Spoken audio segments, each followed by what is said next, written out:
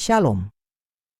Saudara-saudari yang dikasihi Tuhan, dalam dunia yang terus berubah, banyak orang berusaha memperbarui hidupnya dengan cara-cara duniawi, baik melalui penampilan fisik, karier, atau pencapaian materi. Namun, ada satu pembaruan yang paling penting dan kekal, yaitu pembaruan batiniah atau menjadi ciptaan baru di dalam Kristus. Rasul Paulus menutup suratnya kepada jemaat Galatia dengan penekanan yang kuat, bahwa inti dari kehidupan Kristen bukanlah soal penampilan lahiriah atau peraturan keagamaan, tetapi hidup baru yang dikerjakan oleh Roh Kudus dalam hati kita. Sahabatku, hari ini, mari kita renungkan apa artinya menjadi ciptaan baru dan bagaimana kita bisa hidup dalam identitas baru itu. Latar belakang Galatia 6 ayat 11 sampai 18. Surat Galatia ditulis oleh Paulus kepada jemaat di wilayah Galatia yang sedang terpengaruh oleh ajaran sesat, di mana ada yang mengatakan bahwa orang Kristen non-Yahudi harus disunat dan mengikuti hukum Taurat untuk diselamatkan.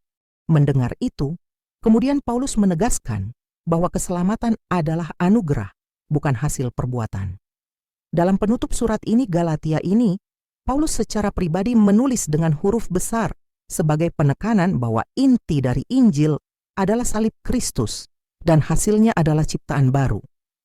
Ia menolak kebanggaan dalam hal lahiriah seperti sunat dan menunjukkan bahwa hanya mereka yang hidup sebagai ciptaan baru yang sungguh-sungguh berkenan kepada Allah.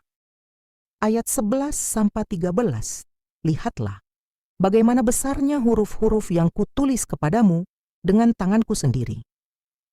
Mereka yang secara lahiriah suka menonjolkan diri, merekalah yang berusaha memaksa kamu untuk bersunat hanya dengan maksud supaya mereka tidak dianiaya karena salib Kristus, sebab mereka yang menyunatkan dirinya pun tidak memelihara hukum Taurat, tetapi mereka menghendaki supaya kamu menyunatkan diri agar mereka dapat bermegah atas keadaanmu yang lahiriah. Tafsiran. Ayat 11 membuka bagian penutup surat Paulus dengan sebuah penekanan personal. Ia menyatakan bahwa ia sendiri yang menulis bagian ini dengan huruf-huruf besar. Ini bukan hanya soal ukuran tulisan, tetapi sebuah cara Paulus menekankan betapa penting dan seriusnya pesan yang akan ia sampaikan. Dalam tradisi surat-surat kuno, biasanya seorang juru tulis atau penulis bayangan menulis atas nama sang penulis utama. Namun di sini, Paulus ingin agar jemaat melihat bahwa ini bukan hanya sebuah pesan biasa, tetapi sebuah suara langsung dari hati seorang rasul yang terbeban dan bergumul untuk menjaga kemurnian Injil. Ayat 12 mengungkapkan motivasi dari para pengajar palsu yang memaksakan sunat kepada orang percaya non-Yahudi. Paulus menuduh mereka melakukan itu agar mereka dapat bermegah secara lahiriah dan tidak dianiaya karena salib Kristus. Ini menyingkapkan bahwa mereka sebenarnya tidak peduli dengan keselamatan atau kekudusan, tetapi hanya ingin menghindari tekanan sosial dan politik dari kalangan Yahudi dengan menyesuaikan Injil pada standar agama lama. Mereka ingin tampil saleh secara lahiriah, tapi menolak kuasa salib yang menuntut pertobatan dan transformasi batiniah. Ayat 13 semakin memperjelas kemunafikan mereka. Paulus mengatakan bahwa orang-orang yang disunat itu sendiri tidak benar-benar menaati hukum Taurat secara penuh. Artinya, mereka hanya mengambil satu bagian hukum sebagai simbol kesalehan, namun menolak hidup dalam seluruh kebenaran hukum Allah. Mereka memperalat sunat sebagai alat kebanggaan religius. Kemudian Paulus mengecam sikap ini, karena sejatinya yang Tuhan inginkan bukan kebanggaan manusiawi, melainkan kerendahan hati dan pertobatan sejati. Hal ini menjadi peringatan keras bagi setiap orang Kristen, agar tidak terjebak dalam kesalehan lahiriah yang kosong, melainkan mengejar kesalehan sejati yang berasal dari hati yang diperbarui oleh kasih karunia Allah. Ayat 14-15.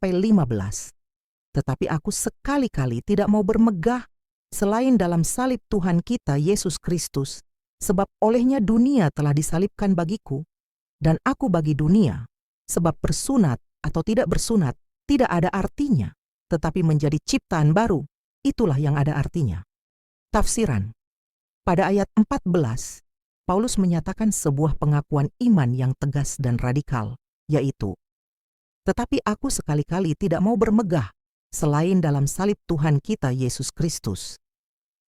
Pernyataan ini sangat kuat karena di zaman itu, salib bukanlah simbol kehormatan, melainkan simbol penghinaan dan kutukan.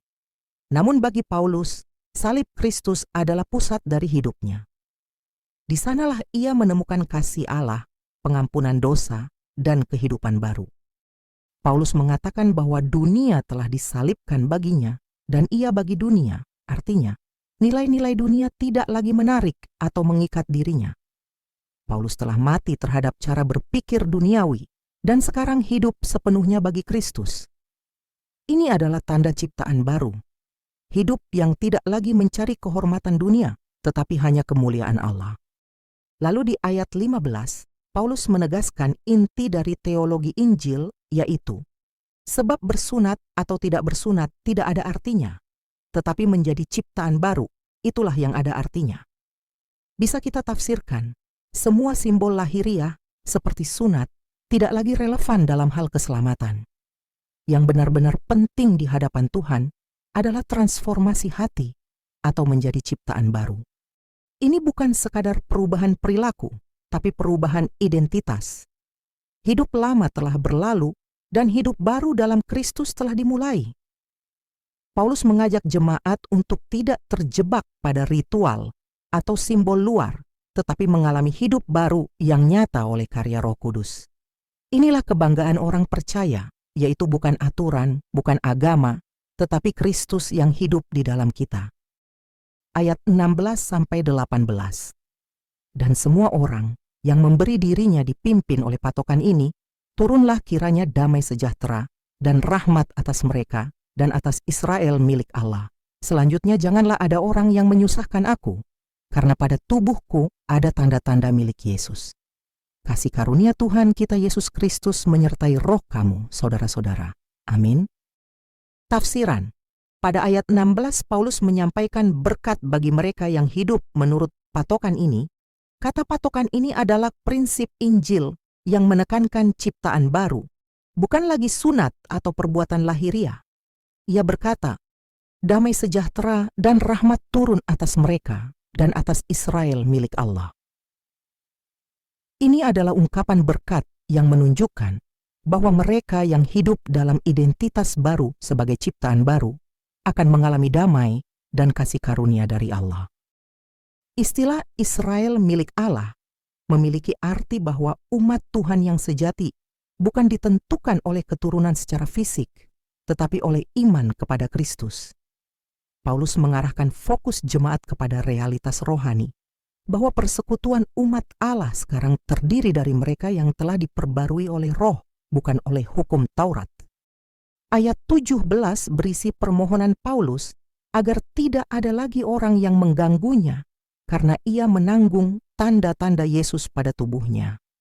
Ini bisa merujuk pada luka-luka fisik yang ia alami akibat penganiayaan karena memberitakan Injil, seperti cambukan, penjara batu. Paulus tidak membanggakan sunat di tubuhnya, melainkan luka-luka karena kesetiaannya kepada Kristus. Ini menunjukkan bahwa kesalehan sejati diukur dari seberapa kita menderita dan berkorban demi Kristus, bukan dari ritual keagamaan atau status lahiriah. Paulus dengan tegas membedakan antara kesalehan palsu dan komitmen sejati kepada Injil.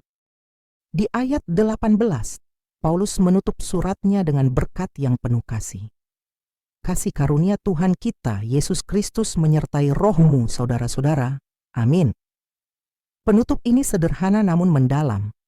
Ia tidak menutup dengan ancaman atau perintah, tetapi dengan kasih karunia.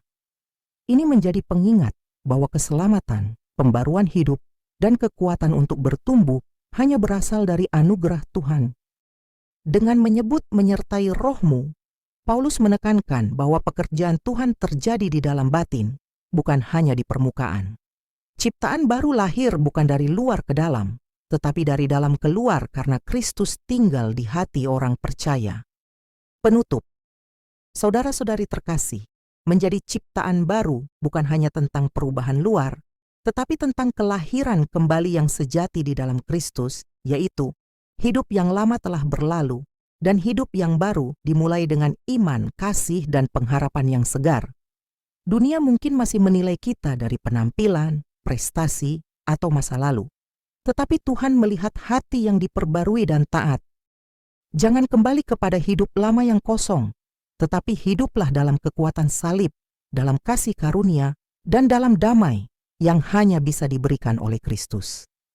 Mari kita bermegah bukan pada diri sendiri, tetapi pada kasih Kristus yang menjadikan kita baru setiap hari.